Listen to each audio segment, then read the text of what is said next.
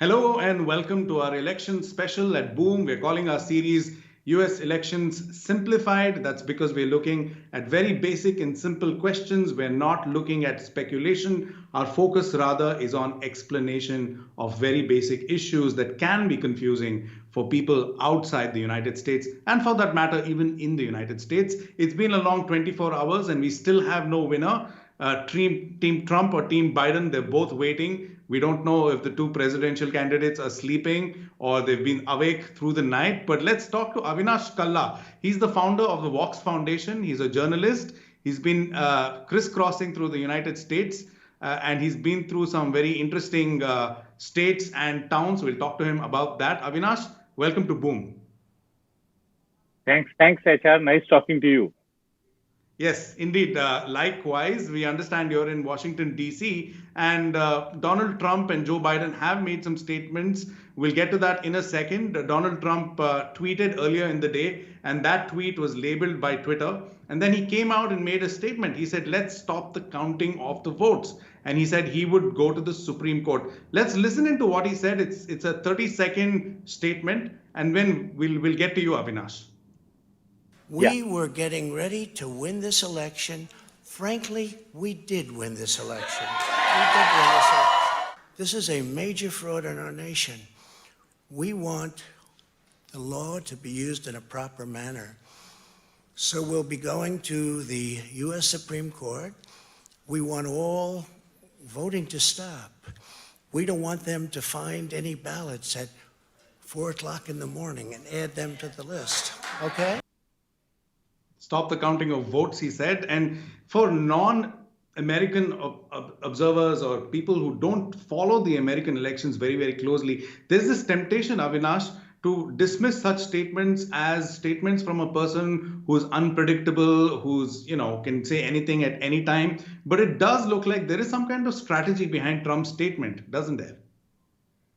Yeah, it is. In fact, there is a strategy in both the candidates who came out.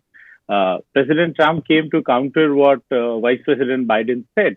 And because the election has gone down to the wire, there are only 88 electoral votes left, and out of which Trump seems to have an edge in close to 50 plus. So everybody wants to consolidate their votes.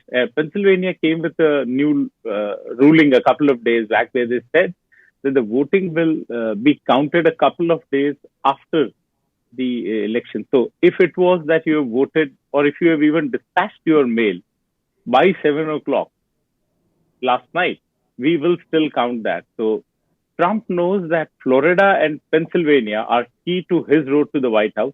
He has managed to win Florida and he is having a decent lead in Pennsylvania, and he doesn't want to give up on that. So he came out and he said that, the anti-America forces don't want me to win. So we will go to the courts because we don't want the courts to find out that there were votes lying outside and people are counting it later as well. So that is Donald Trump's strategy. And there are close to 500 lawyers on both sides. 500 lawyers. Okay. Yes. I mean, I knew there were dozens and dozens, but clearly that's a huge number. There are 500 on both sides. And they are across these key battleground states. So the one surprise was Arizona. So to me, the surprise was Arizona. Yeah, that brings me to my second question. But before that, let's listen into, just to close that loop off, let's listen to what Joe Biden said in response to Donald Trump. In fact, he said earlier, we could know the results as early as tomorrow morning, but it may take a little longer. As I've said all along, it's not my place or Donald Trump's place to declare who's won this election. That's the decision of the American people. But I'm optimistic about this outcome. Thanks for pointing that out, Avinash. Joe Biden made that statement before Donald Trump made that other statement, but it is seen as a sort of, he anticipated a statement like this from Donald Trump, it looks like, and made that statement. Avinash, you've been crisscrossing through the United States. At this point in time, we have these battleground states. Many of them are done and dusted, but the key states now are Wisconsin, it's Michigan, It's Pennsylvania, and Georgia was a little hanging in the balance. North Carolina. We also have Arizona that went surprisingly towards the Democrats. And you've been to every one of these states. So tell us what Yes. it's been like. Were there any surprises? Did you have any assumptions that were blown out of the water when you did the traveling? Yes, the biggest assumption is HR that like everybody else across this side of Atlantic, we were dependent on whatever little we were reading from the US media. And from the US media, I would say a lot of CNN, a lot of Wash Post and New York Times. So there was a thought process that when I landed here on September 27th, that, I've already had a mind that Biden will be a clear winner. But as I traveled beyond the blue states of New York and DC, I figured out that as you go to the Midwest and the main heartland, there is a huge support for Donald Trump. And what was surprising for Trump was that we all know there is no question that he mishandled COVID. But the economic stimulus that he gave to the people was a great scoring point. Everybody across lines and even staunch Democratic supporters were saying, we can't find a fault in what Donald Trump has given economically. And he had put money in people's pockets. So after traveling for, let's say, a week, 10 days, it was clear that will America vote for their pocket or will America vote for their principles? Tonight, to me, it looks they voted for their pocket, barring Okay. Arizona. So you're not ruling out an eventual Trump victory. I'm not. I'm pretty confident because I've been to most of those states and I've spent some time there, spoken to people. I wasn't surprised the way they were moving. Look at Florida, a very classic case of Donald Trump still finding support. Other than Obama, none of the Democrats have been able to win Florida in last since 2000.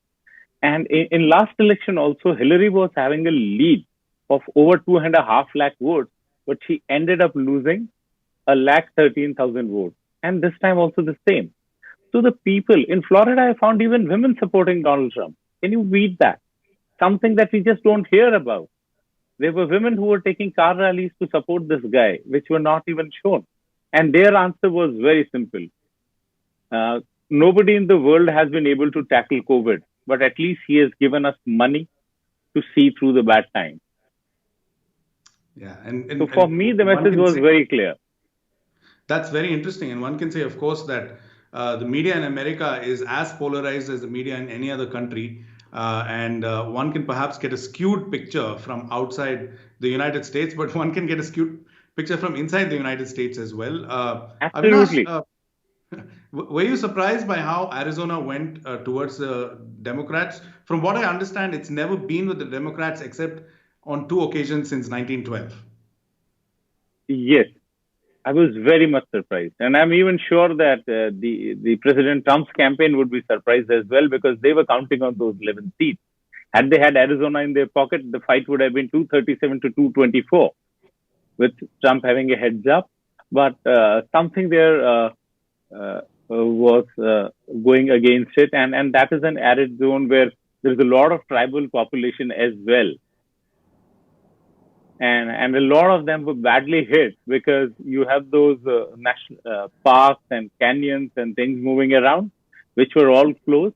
So economically, maybe one of the reasons was they didn't get that kind of money that they wanted because that small bailout was not enough for them. They thrived a lot on the tourism that used to come. And for the last 7 months, nothing has moved in that part of the world.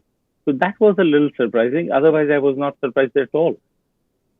And I'm still very confident. Something as close as Pennsylvania, I've been there twice. And what I have gathered is that take Philadelphia out. Everywhere else, it's Donald Trump. And that it was evident from the way Joe Biden was camping there for the last 2 days. He didn't move an inch from Pennsylvania. So this shows how critical that state was for him. And as of now, 64% voting has been counted.